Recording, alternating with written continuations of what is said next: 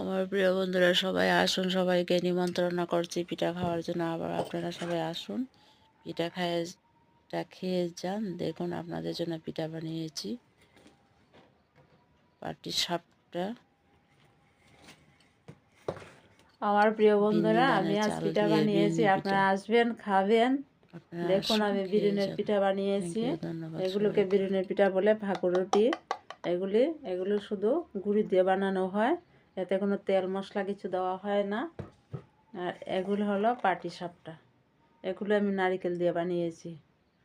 চাউলের গুঁড়ি, সুজি, ময়দা আর চিনি, তাতে আমি নারকেল দিয়েছি, নারকেল দিয়ে বানিয়েছি। আপনারা আসবেন, খেয়ে যাবেন। বন্ধুরা, সবাইকে আমন্ত্রণ করছি, কারণ আমি তেমন কোনো বেশি পিঠা বানাইনি। এবারে ফার্স্ট অল্প কয়েকটা পিঠা বানিয়েছি। আসবেন সবাই, এসে খেয়ে যাবেন। নমস্কার।